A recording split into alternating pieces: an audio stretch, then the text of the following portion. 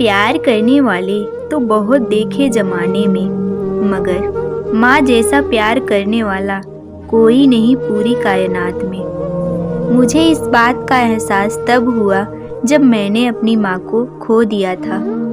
मेरी माँ से मैं बहुत नफ़रत करता था क्योंकि उनकी बस एक ही आँख थी और वो मुझे बहुत बुरी भी लगती थी।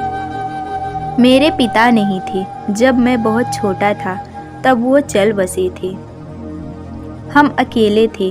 मेरी माँ हम दोनों के गुजारे के लिए बहुत मेहनत करती थी। वो हमारे स्कूल में खाना बनाने का काम करती थी। एक बार जब मैं क्लास में अकेला बैठा था तो वो मेरे पास आई और माँ ने मुझसे पूछा, बेटा तुम अकेले क्यों बैठे हो? उनके ऐसा हमदर्दी दिखाने पर मुझे ज़रा भी खुशी नहीं हुई। उस वक्त मुझे बिल्कुल भी अच्छा नहीं लगा था। वो मेरे क्लास में मेरा मजाक बनाने के लिए क्यों आई थी, जबकि उन्हें पता था कि उनके कारण मेरे क्लासमेट मुझे बहुत चिढ़ाते थे।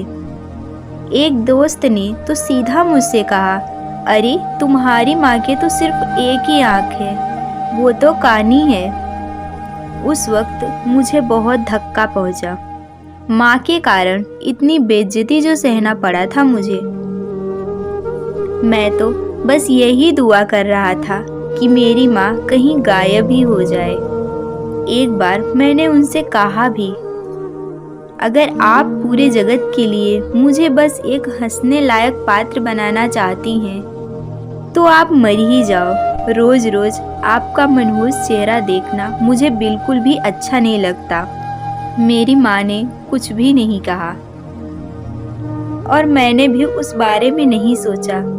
मैं उस समय गुस्से से भरा हुआ था।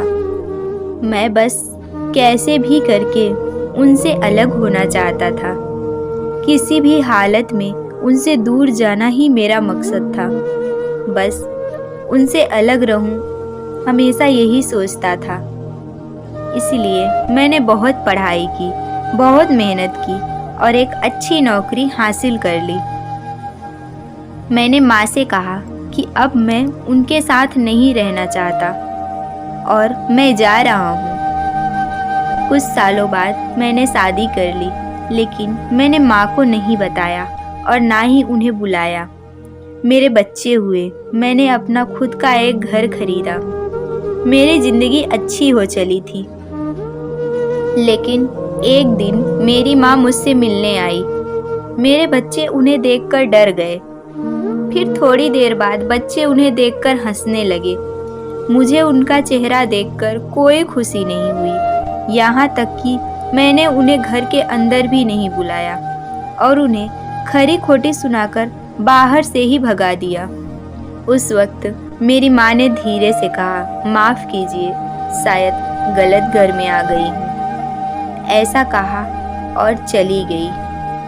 एक दिन मैं ऑफिस के लिए तैयार हो रहा था, तभी मुझे एक लेटर मिला। उसमें मेरे स्कूल का रिनोवेशन होने वाला था। मैं बहुत खुश हुआ कि चलो बहुत दिनों बाद अपने शहर जाकर दोस्तों से मिलूंगा। रिनोवेशन के बाद मैं उस पुराने घर में गया जहाँ मेरा बचपन बीता था।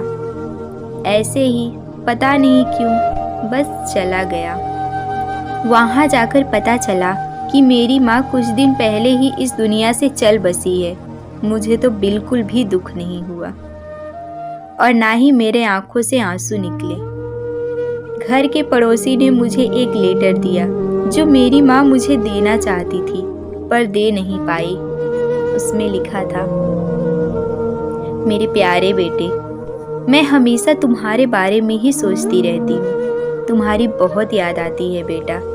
मुझसे समय निकालकर एक बार मिलने आ जाओ ना। मैं बहुत शर्मिंदा हूँ कि मैं तुम्हारे घर आकर तुम्हारे बच्चों को डरा दिया और तुम्हें परेशान किया। उसके लिए मुझे माफ़ कर देना बेटा। मुझे पता लगा है कि तुम यहाँ आने वाले हो, पर मेरी हालत ऐसी है कि मैं बिस्तर से उठ भी नहीं सकती हूँ। बहुत बीमार रहती हूँ। मैं माफ़ी मांगना चाहती हूँ कि बचपन से आज तक तुम्हारे लिए सिर्फ परेशानी बनी रही। मेरे कारण तुम्हारा बहुत मजाक बना। बेटा, तुम्हें पता है जब तुम छोटे थे तो तुम्हारे पापा और मैं मेला देखने जा रहे थे, लेकिन रास्ते में हमारा एक्सीडेंट हो गया। उस दुर्घटना में तुम्हारे पिता की मौत हो गई और तुम्हारी एक आंख चली गई। मैं एक माँ हूँ बेटा, अपने बच्चों को एक आंख के साथ बड़े होते हुए कैसे देखती भला। इसलिए मैंने अपना एक आंख तुम्हें दे दी और मुझे तुम पर गर्व है बेटा कि आज तुम पूरी दुनिया को मेरी आंखों से देख रहे हो, या यूँ कहूँ तो मेरे लिए तुम पूरे जहां को देख रहे हो। इतने दिनों तक तुम्हारा दिल दुखाया, इसके लिए माफ़ी चाहती हूँ। समय निकालकर मिलने आना बेटा। मेरा आशीर्वाद तुम्हारे साथ हमेशा रहेगा। बहुत बहुत प्यार, तुम्हारी माँ। उस पत्र को पढ़कर मेरी आंखों से आंसू बह निकले। मुझे अपनी गलती का बहुत बड़ा पछतावा हो रहा था, लेकिन अब बहुत देर हो चुकी थी। मैंने अपनी माँ को खो दिया था। दोस्तों, माँ का प्यार, माँ का दुलार, माँ की ममता इस दुनिया में भगवान की सबसे बड़ी देन है।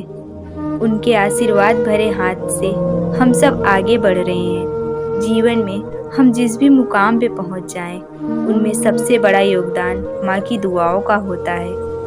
हमें जब भी चोट लगती है तो जुबान पर सबसे पहले माँ का ही नाम आता है, लेकिन हम उन्हें चोट पहुँचाने से कभी नहीं चूकते। हमेशा याद रखना, माँ का दिल दुखाना, उन्हें चोट पहुँचाना दुनिया का सबसे बड़ा पाप है।